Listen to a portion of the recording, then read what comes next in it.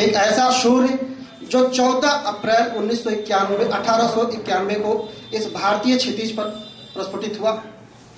एक ऐसा सूर्य जिसने महार जाति में जन्म लिया, एक ऐसी जाति जिसको अछूत माना जाता था, जिसके लिए समाज में अनेक बंदिशें थी, जिसके लिए समाज में पग पग पर अनेक अवरोध थे। न उनको अध्ययन की छूट थी, न उनको सार्वजनिक स्थलों पर जाने की छूट थी, न उनको सार्वजनिक विद्यालयों में पढ़ने की छूट थी। ऐसा व्यक्ति इस देश के लिए गौरव बना, इस देश का प्रतिनिधित्व किया। उस व्यक्ति के जीवन, विचार, दर्शन पर हम लोग जब प्रकाश डालते हैं तो सर्वप्रथम उनका जीवन ही प्रेरणा स्रोत है।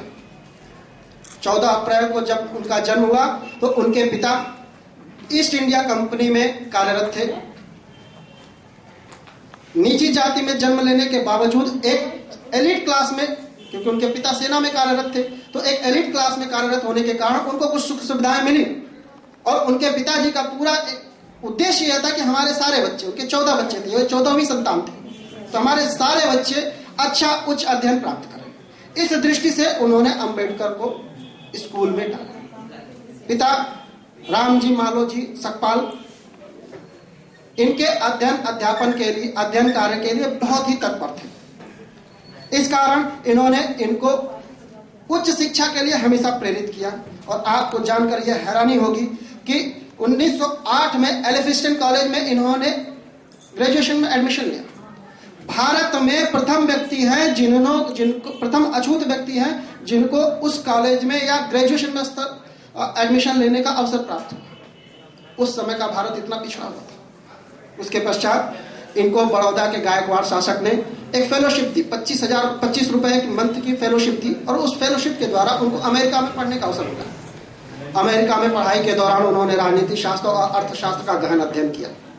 मित्रों, जिस अंबेडकर को हम लोग एक विधिवेत्ता के रूप में जानते हैं कि वो अच्छे विधिवेत्ता थे, जिस अंबेडकर को हम लोग समाज सुधारक के रूप में जानते हैं, यदि उनके जीवन का गहन अध्ययन हम लोग करें तो सर्वप्रथम एक अर्थशास्त्री थे वो, क्योंकि उनके जीवन का बहुत बड़ा भाग, क्योंकि उनकी पीएचडी की डिग्री ही अर्थशास्त्र पे है। उन्होंने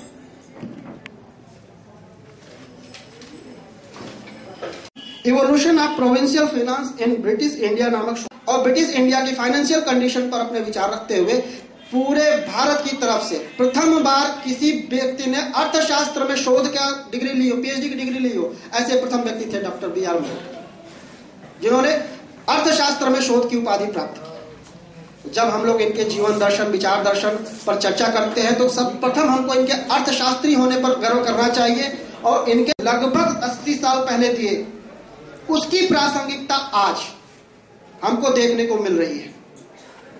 जिस विचार को उन्होंने 80 साल पहले दिखाया, कल्पना कर सकते हैं, जिस अंबेडकर को हम लोग बार बार कहते हैं कि एक बड़े वकील थे, बड़े विद्वान थे, संविधानवेत्ता थे। आप लोगों को जानकर यह हैरानी होगी कि आज का रिजर्व बैंक, जिसको हम लोग रिजर्व बैंक कहते हैं, रिजर्व बैंक की स्थापना हिल्टन यंग कमीशन के रिपोर्ट के आधार पर की गई थी, और हिल्टन यंग कमीशन हुआ था, उसकी रचना डॉक्टर B.R. अम्बेडकर ने की।